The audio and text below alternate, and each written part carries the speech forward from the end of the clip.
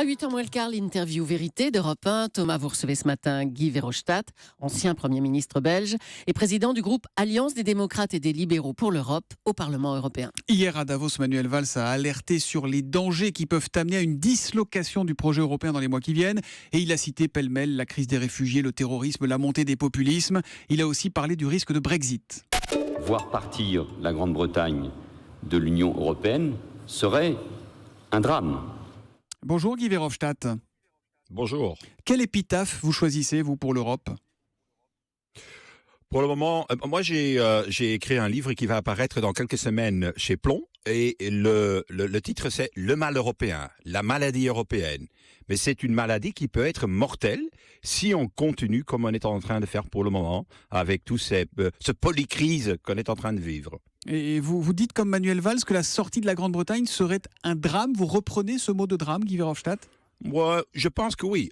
Pas au niveau économique, mais surtout au niveau géopolitique. Parce qu'au niveau géopolitique, contre les Russes ou les Chinois ou les Américains, avec ou sans les Britanniques, ça fait quand même une grande différence. Mais néanmoins, je pense qu'il y a d'autres dangers qui sont beaucoup plus importants qu'une sortie britannique. C'est-à-dire... Quels sont ces dangers ? C'est la crise des réfugiés où nos chefs d'État et de gouvernement sont incapables de trouver une solution commune, une solution européenne. Par exemple, la création d'une agence européenne pour la protection des frontières extérieures de l'Union européenne. Incapable de le faire. La même chose avec l'euro. Il nous faut un gouvernement de l'euro. Il nous faut un trésorerie de l'euro. La même chose avec la lutte contre le terrorisme. Il nous faut une capacité d'intelligence au niveau européenne. Et c'est ça qui est le problème aujourd'hui. Vous faites la liste des impuissances, là. Tout à fait. Et surtout, ce qui me préoccupe, c'est que M. Valls et d'autres chefs de gouvernement peuvent bien analyser le problème. Mais ils ont pouvoir de le changer. S'ils font une réunion dans les prochains jours, dans les prochaines semaines, et ils ont le pouvoir, ils ont la capacité de décider, par exemple, dans la crise des réfugiés, de cette agence européenne pour la protection des frontières extérieures. Parce que cette agence-là doit reprendre les tâches de la Grèce, par exemple. Ça veut dire quoi ? C'est qu'il y a les discours d'un côté, les mots forts, les déclarations, et puis il y a le manque de volonté politique de l'autre ? Exactement. C'est ça qui est le problème pour le moment. C'est ça que j'appelle le mal européen. D'une part, il y a les grandes déclarations pour dire on est dans la crise, il faut en sortir, il faut faire telle et telle politique européenne. Puis il y a un sommet européen et ils sortent avec rien du tout. Et c'est ça depuis maintenant des mois. La Commission européenne, par exemple, sur la protection des frontières extérieures de l'Union, a déposé des textes déjà des mois, et c'est déjà des mois qu'on attend une décision positive de nos ministres sur ce front-là. Et c'est ça, n'est-ce pas, qui est en train de tuer l'Union européenne. Vous allez entendre dans un instant Dani Cohn-Bendit qui est en studio et qui a envie de vous parler. Mais avant, je voudrais vous faire entendre Giusy Nicolini. Vous savez qui c'est, hein ? C'est la maire de Lampedusa. Elle était mon invitée ici même il y a une semaine. Et voilà ce qu'elle disait à propos de l'Europe, de sa gestion chaotique de la question des migrants, des réfugiés et des pays comme le Danemark qui sont en train de voter une loi permettant de confisquer les biens des réfugiés. C'est horrible. C'est quelque chose qu'on a fait par le passé à l'égard des Juifs, lorsqu'on les envoyait en camp de concentration. C'est ce qu'ont fait les nazis. Ce ne sont pas des gestes d'accueil. Ce sont des gestes dont j'ai honte. Elle a raison, Giusy Nicolini, Guy Verhofstadt. Elle vous fait honte à vous aussi, cette Europe que vous avez tant aimée ? Oui, parce qu'on voit que chaque pays, il fait sa propre politique.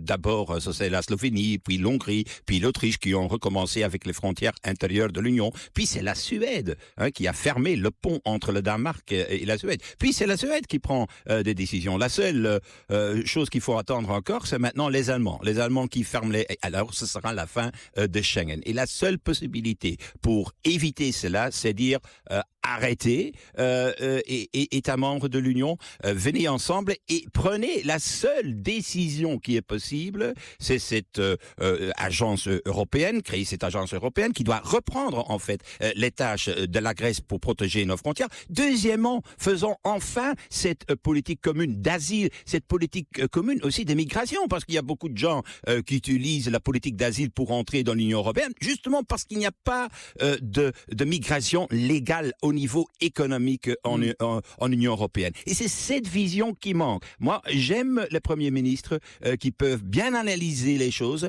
mais j'aime encore beaucoup plus les chefs d'État et de gouvernement qui maintenant ont le courage de présenter un saut en avant au niveau européen. Et c'est pas seulement le Brexit. Les demandes de M. Cameron sont peut-être très importantes, mais il y a d'autres grands défis devant nous. Voilà, c'est Danny Cohn-Bendit qui me dit tu ne l'arrêteras pas si facilement. Il a envie de vous répondre, Danny. Oui, bonjour Guy. Danny, comment ça va? Très bien. Guy, il y a quand même un autre problème. Sur les gouvernements, je suis d'accord avec toi, mais est-ce que le Parlement européen n'est pas aujourd'hui aussi un peu frileux? C'est-à-dire que les initiatives, la capacité du Parlement européen justement à challenger les gouvernements, disons, quand on n'est plus au Parlement, on l'entend pas beaucoup.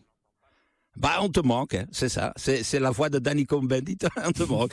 Mais c'est vrai, mais d'une autre part, je peux vous dire que chaque fois, on rappelle les chefs de gouvernement de prendre leur responsabilité. Et c'est ça qui manque pour le moment. Et c'est quand même incroyable que M. Tusk, le président du Conseil, il vient il y a 2 jours à Strasbourg, Donald Tusk, pour dire oui, dans 2 mois, ce sera peut-être la fin de Schengen, et qu'il n'est pas capable de rassembler les chefs de gouvernement, de les mettre, de les enfermer, je dirais, dans une chambre à l'intérieur du Justice Lipsius à Bruxelles, justement pour arriver à cet accord. Et c'est vrai, Danny, il faut être beaucoup plus compatif, certainement aussi du côté du Parlement européen. J'ai une dernière question très concrète à vous poser, Guy Verhofstadt. Les Anglais mettent toute une série de conditions pour ne pas sortir, pour éviter le Brexit, et il y en a une notamment, ils veulent que les Européens qui iront s'installer en Grande-Bretagne n'aient droit à rien, aucune prestation sociale pendant 4 ans. Faut-il leur donner raison sur ce point-là, par exemple, pour que la Grande-Bretagne reste dans l'Union? Faut-il la retenir à tout prix, cette Grande-Bretagne? Non, absolument non. C'est impossible de créer une discrimination. Il faut la base de l'Union européenne, c'est qu'il n'y a pas de discrimination entre Français, Allemands, Britanniques, en Grande-Bretagne, en France et vice versa. Donc il ne faut certainement pas aller dans ce sens-là. Et moi je dirais oui, il faut essayer de répondre positivement aux différentes exigences de la Grande-Bretagne, mais pas en jetant dehors en fait les valeurs de base de l'Union. Ça jamais. Merci beaucoup Guy Verhofstadt d'avoir été en direct sur Europe 1 ce matin. Merci, bonne journée.